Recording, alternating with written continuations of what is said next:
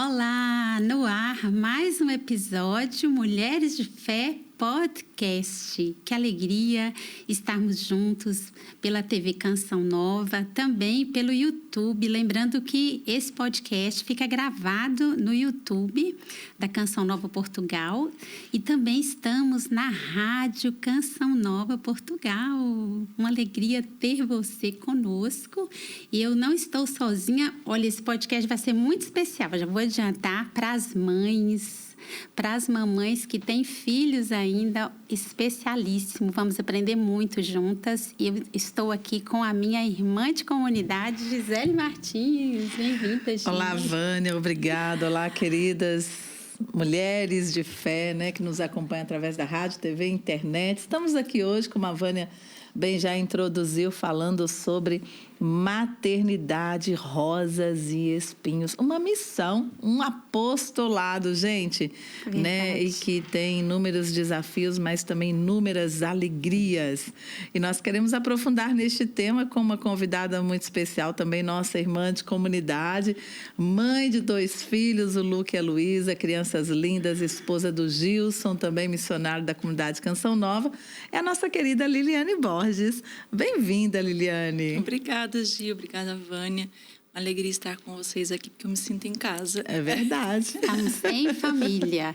Eu falei que hoje promete, porque tem muita experiência aqui, não é? 3 mães em realidades totalmente diferentes, não é?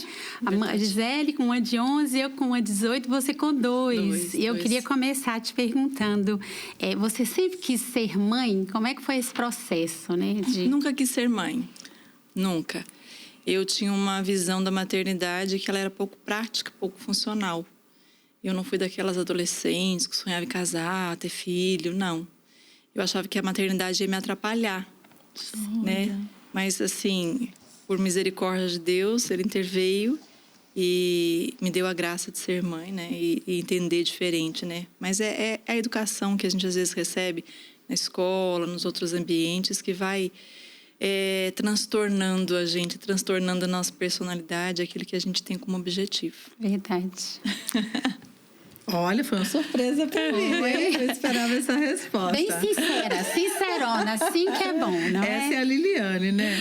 E como foi, então, o nascimento do primeiro filho, o Luca, e a descoberta, né, deste mundo da maternidade na prática, né, Liliane? A prática é bem diferente da teoria, exatamente. Então, depois desse não querer, né, houve a conversão na minha vida, me casei, né? Sim. Graças a Deus. E veio o primeiro filho. Desejado primeiro filho, que depois, assim, no matrimônio você vai, né, desejando. E veio o Luca. Veio logo o menino. Veio logo o menino. Eu tinha um sonho de ter um menino depois, assim, sabe? Depois que eu encarei e vi que era um chamado de Deus, eu queria um menino. E Deus me deu um menino, o Luca. Veio o Luca, foi um momento, assim, importante. Eu acho que é importante para a vida e para o matrimônio. Mas eu tive depressão pós-parto. Nossa. Porque eu era muito independente. O feminismo me fez muito mal, né? A ideia feminista. Eu nunca pensei que eu fosse tão feminista quanto eu era, depois que eu me casei e tive o primeiro filho. Então, ele foi a minha grande oportunidade de conversão. Eu acho que, começando daí, né? A maternidade foi uma intervenção divina muito grande na minha vida. E veio o Luca e foi transformando isso. Depois veio a Luísa, depois de 4 anos, né? Eles têm diferença de 4 anos. O Luca tem 10, a Luísa tem 5. E acabou a obra, né? De dar o arremate. Eu também tive depressão pós-parto na Luísa. No puerpério da Luísa. É a realidade de muitas mulheres, né, Liliane? Muitíssimas, e muitas não sabem. Porque do Luca eu demorei para entender. Porque a gente se sente muito culpada, a primeira coisa. Como eu estava num contexto em que várias mães tiveram filhos, e elas estavam felizes, e eu era a única infeliz. E aquilo foi muito difícil para mim, porque eu não sabia porque eu estava infeliz. Porque eu me sentia culpada de estar infeliz. Só que eu não sabia o que era depressão pós-parto. Eu fui lendo, fui rezando. Eu me lembro que eu não conseguia muita coisa. Eu rezava o ofício todos os dias, às vezes 5 vezes por dia, o ofício de Nossa Senhora. Que bênção. Porque eu me sentia mal. Sim. Melhorei. Assim, eu já achava que eu estava bem para ter um outro filho. Veio a Luísa. Só que na Luísa eu já detectei. Falei, isso aí é uma tristeza que não normal, né? Você não que eu sabe de onde desejei. vem, Depois né? veio uma menina, né? Tinha um Sim. rapazinho, veio uma menina. Que alegria, saudável, graças a Deus. E eu soube rapidamente sair daquilo, né? Com a ajuda de profissional, mas também com muita oração e com muita vontade, né? Eu acho que isso é essencial. Então, a maternidade na minha vida, ela veio assim como um furacão também, né? Para mudar a minha história de vida e para me colocar no caminho que eu considero hoje, né? Certo, no caminho da santidade. Sim. Eu estava dizendo assim, que a depressão, que eu penso que esse assunto, né? Muitas mulheres que nos acompanham também já passaram. E a gente ouve muito, não é? Relato, né? É uma tristeza que você não sabe de onde vem. Não.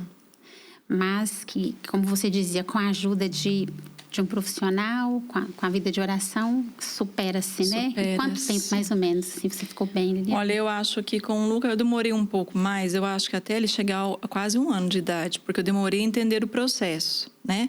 Tanto que eu não tenho memória do batizado, das primeiras coisas dele. O primeiro dia do Lucas na escola foi um dia muito feliz, porque eu entreguei a criança para alguém olhar.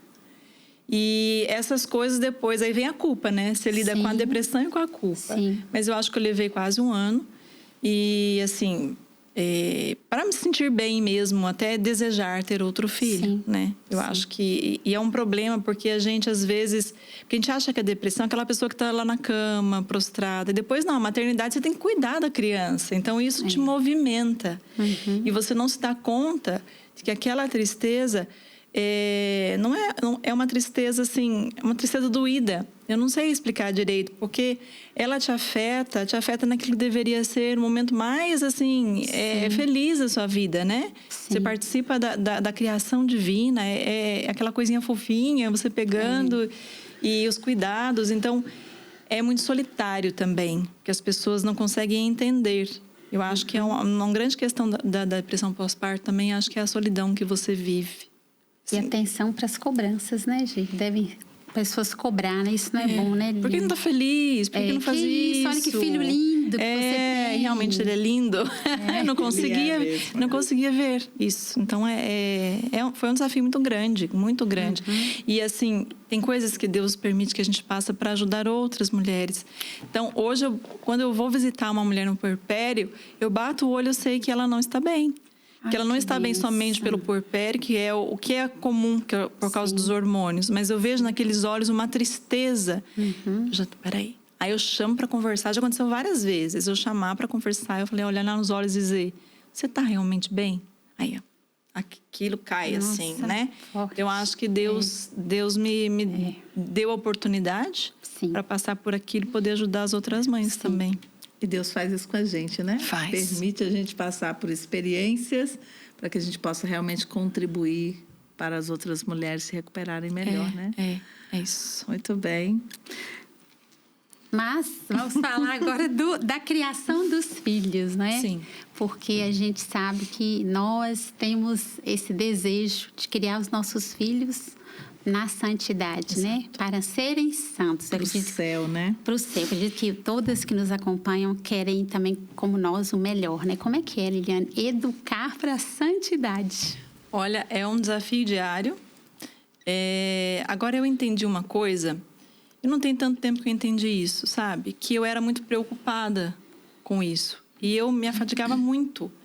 Eu gosto muito de ler, eu gosto muito de conhecer métodos e, enfim. Uma das primeiras coisas foi... Uma vez eu ouvi o Papa Francisco dizendo assim, que hoje as famílias estão tão bombardeadas por informações, especialistas nisso e naquilo, que não acreditam na própria intuição que Deus colocou no coração. Pronto, essa já foi uma conversão.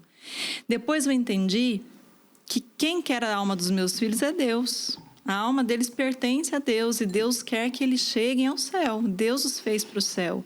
Então, eu sou coparticipante.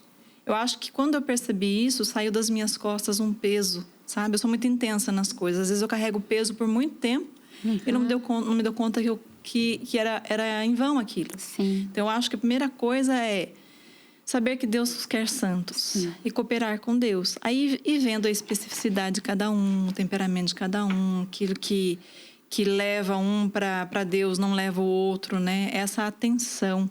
E hoje é um desafio porque a gente trabalha, criança na escola, é compromisso.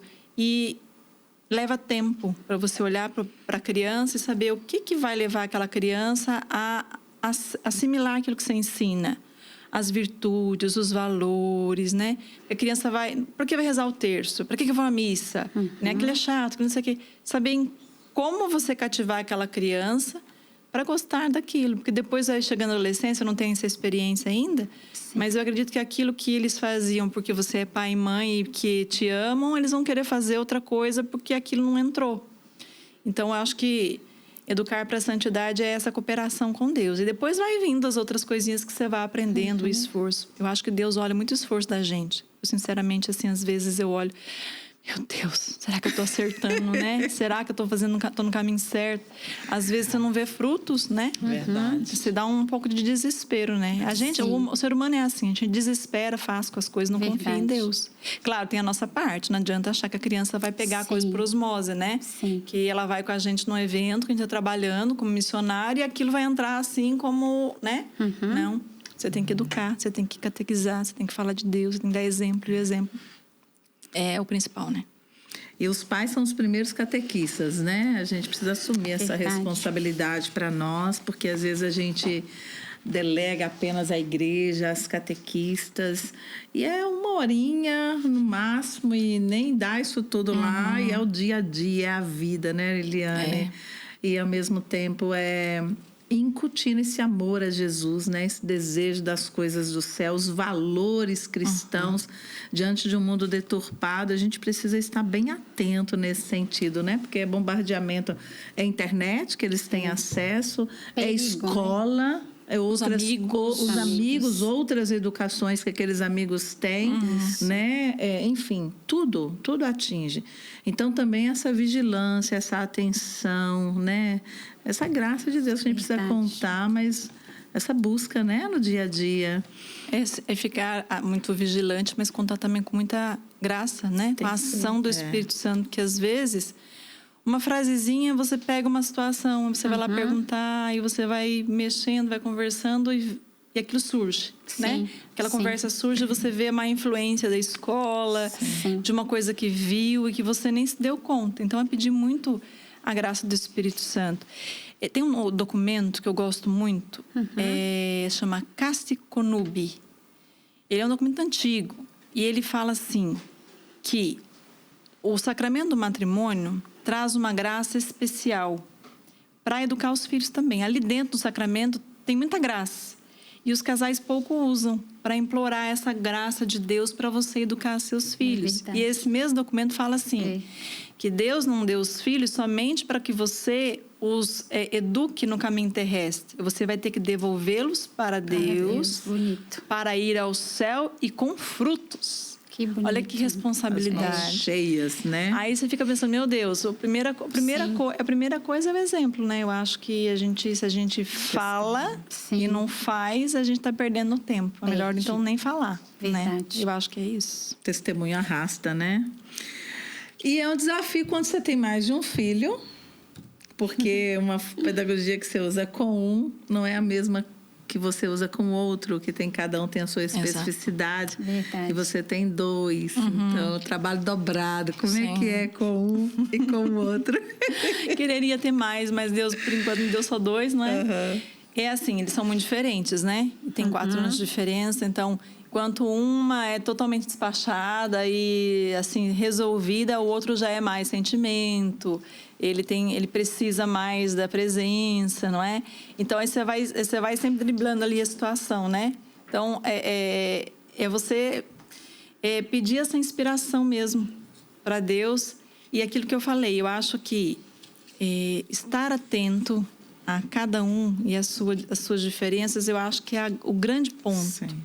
Porque a gente, eu não sei vocês, mas antigamente parece que a mãe assim conseguia educar todo mundo, né, de um jeito assim mais geral. E era muita gente. Na minha casa são 8 irmãos. Nossa, 8. A minha eram 4 e assim, a minha mãe ia na intuição, não trabalha, uma coisa também que ela não trabalhava, né? Ela trabalhava fora, trabalhava muito em casa. Isso ajudou muito essa estar sempre conosco, né? Mas hoje acho que o mundo tem uma influência muito maior, é muito a velocidade das coisas, as informações. Então você precisa ter uma vigilância muito maior, né? Sim. Então, o que gosta de um, o que um gosta, outro não gosta, aí você investe, aí, nossa, não deu certo. Então, às vezes, por exemplo, os 2 de manhã. Então, eu vou acordar a Luísa, eu falo, oi, minha florzinha, e ela já levanta alegre, feliz. Eu vou acordar o Luca. Aí é só um abraço. Antes de perceber isso, ele ficava irritado comigo porque eu dava bom dia alegremente. Agora eu sei que eu não posso mais dar bom dia alegremente, que eu tenho que dar um abracinho. Depois que ele toma café, ele fica bom. Então você vai aprendendo. E isso é muito bom porque, pelo menos com o meu temperamento, eu sou colérica. Isso te coloca num caminho de sacrifício também, porque você tem que frear ali o seu ímpeto, você tem que se moldar aquilo que eles precisam de nós. Claro, sem que eles percam respeito por você e tudo isso, né? Mas é ali, ó, todo dia. Todo dia uma novidade. E vai crescer, que eu tenho uma de 18 e as novidades vão continuar, viu? Vocês que têm menores do que eu. Porque também é assim, é um desafio. Até a gente acha que se cresce, mas o cara de pronto, já fiz o papel. Não, a gente tem de continuar fazendo, né? Mas teve momentos na sua vida que você falou, meu Deus, eu tô cansada, não aguento mais. Você se sentiu cansada? Eu acho que todo dia. Todo dia. Hoje, por exemplo. Todo dia cansa, Todo dia. Eu acho que primeiro é porque a natureza da gente é muito egoísta. Então a maternidade parece que vai contra a natureza egoísta da gente. Aí tá um grande ponto para a santidade. É isso mesmo. Tem um padre que ele diz assim: você quer ver uma mulher equilibrada perder o equilíbrio? É ela ter filhos. Olha. Porque a gente é desafiado o tempo todo. Lógico. Ô, Lili, eu tô recuperando meu equilíbrio ainda, tá? Eu também, tô a cada dia um passo. Porque, assim, são respostas, são coisas. Põe pijama, não quer pôr o pijama, escova o dente, quer ir, você tá atrasado, não vai. Eu quero isso, quero aquilo. E depois, assim, você tem que pensar que você tá dentro de um casamento, que tem um outro também, que às vezes pensa diferente. Você tem que conciliar com ele, conciliar com o trabalho. Então, assim, é um maravilhismo, porque às vezes é fácil você entregar a criança para outras pessoas, outras instituições, o celular e assim por diante. Então, quando você se dá conta de que depende ali de você, né? A qual participação que eu falava. E é exaustivo, exaustivo. Mas quando você vê pela via do sacrifício, pronto, tá tudo. É o sentido, né? Que você tem que aprender a dar todos os dias. Você procurar caminho de santidade. Né? Você não precisa procurar as cruzes. Precisa. Elas já estão aí. Por isso que a santidade nos faz mais próximas de Deus, eu acho. Eu sempre digo isso. Parece que as mulheres elas estão mais próximas de Deus nesse sentido. É verdade. Esse sacrifício diário que a gente faz vai melhorando a gente também, né? É isso. Precisa melhorar, né, gente? Converte-nos. Um filho, ele nos converte. Não adianta reclamar. Porque tem mãe que reclama que às vezes acha que o filho dela é muito difícil. Eu também vi um padre falando que o filho que Deus te enviou é na medida certa da sua conversão. Achei forte. E quando os pais o procuram dizendo que o filho está dando muito trabalho, ele fala, esse filho não desperdice a graça dessa pessoa que está na sua vida para Deus te converter, para você mudar. É forte isso, né? É forte. O Frei Josué esteve aqui recentemente, né? E ele disse para mim, olha, Mariana, é caminho do céu para você, minha filha. É o seu caminho de entrada no céu. Eu falei, eita, dó. A própria mãe de Santa Terezinha, né? Com aquela família tão santa, tinha seus embates. Tinha a filha Leone, que hoje está em processo de canonização. Muito, Mas ela se deu conta de que ela precisava se oferecer em sacrifício pela filha. E a partir do momento que ela se oferece como vítima pela filha, é que vai a derrocada da saúde dela. Então, uma mãe, ela chega a esse ponto, a entender que ela se oferece em sacrifício pelos filhos. Sim. Não estou nesse nível ainda, mas no sentido de caminhar para isso, né? Os sacrifícios de precisar acordar cedo para botar tudo em ordem, de suportar uma birra e de todas as coisas, né, que a gente tem que já nos coloca nesse caminho, né? De semelhança, a configuração com Cristo. Verdade. Ô, Liliane. Temos uns minutinhos ainda. 5 minutinhos, né? Nossa, a gente Essa falou pergunta bastante, é muito importante. Os maiores desafios da maternidade nos tempos de hoje. Bom, eu acho que um grande desafio é que você está num mundo muito contrário, partindo do princípio da maternidade cristã, né? Sim, exato. Um mundo muito contrário. Então, o que cansa mais é que você não tem descanso, né? O que cansa é que você não tem descanso. Eu acho que antigamente, pelo que a gente ouve falar e também que a mãe contava, né? Era mais tranquilo porque o ambiente era diferente. O ambiente era mais santo, era de maior pudor, de maior valor, de maiores virtudes. Eu não falo só as virtudes religiosas, mas a honestidade, o caráter das coisas. Então, eu acho que, assim, o maior desafio é o lugar que nós estamos. Nós não podemos sair do mundo. O mundo e o tempo de hoje, né? Eu acho que tudo fica assim muito pesado. Parece que a gente está constantemente... Não é porque a gente não quer estar no mundo, a gente quer viver uma coisa idílica, não é isso. A gente quer viver e viver bem, honestamente, né? Que Deus nos chama a viver em sociedade. E você está sempre, parece que sendo empurrado, né? Contra... Remando contra a correnteza. Exatamente. Né? Eu acho que esse é o maior desafio. Porque cuidar dos filhos não é penoso. É difícil, mas não é penoso, porque o amor está ali. Mas cuidar deles nesse tempo e nesse ambiente, eu acho que é aquilo que tira, às vezes, o fôlego da gente e cansa bastante. Eu acho que outra coisa também que é um desafio muito grande para nós hoje é a questão da internet. Também. Não é? Não só para os jovens mais crescidos, como eu tenho a minha, mas também para as crianças também. Pequenos, porque toda a gente está nesse mundo, inclusive as crianças, né? Gente, olha só, uma experiência rapidinha, assim. Eu estava lá em casa agora na minha família e a minha sobrinha de 4 anos fica o dia inteiro no telefone. E ela viu uma brincadeira lá de tampar o nariz e falou, nossa, tia, vou fazer isso aqui. Só que a gente já tem essa experiência de ver, né, as notícias, que pessoas morreram por causa disso. Imagina, por acaso ela soltou e eu tive a oportunidade de explicar para ela que aquilo era uma brincadeira que poderia gerar uma realidade séria, né? Mas quantas crianças... E ela tem 4 anos. O bom é que ela solta tudo. Mas quantas crianças vivem esse dilema, vivem essas coisas, vão entrando ali.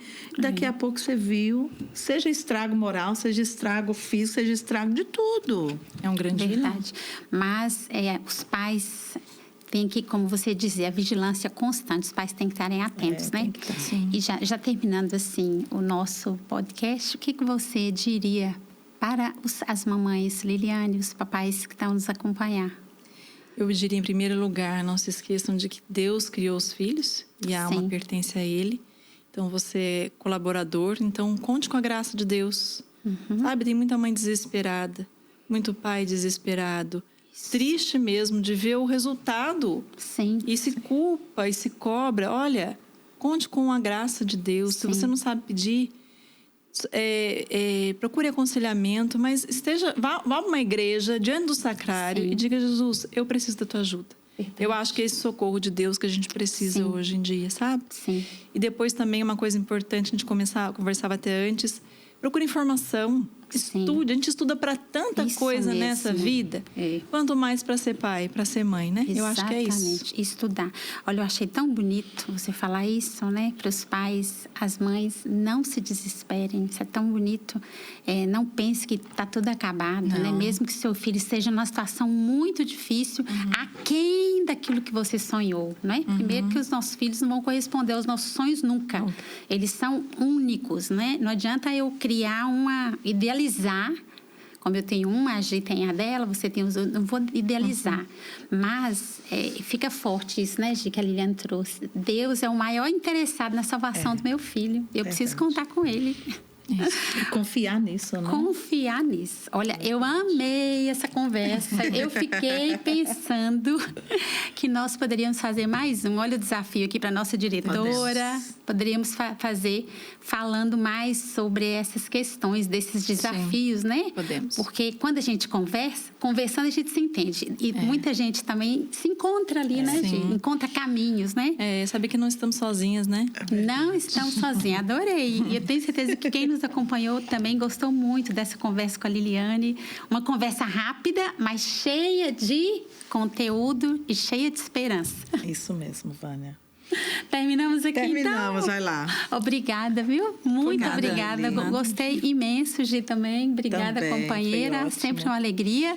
Queremos agradecer a todos que nos acompanharam. Eu vou dizer todos, porque tem muito pai também que vai aprender com essa conversa, com esse podcast. Não só as mamães, as mulheres que estão em casa. E assim, nós lembrando que estamos na TV, no YouTube, fica esse episódio gravado. Você pode enviar para alguém esse episódio, essa conversa boa.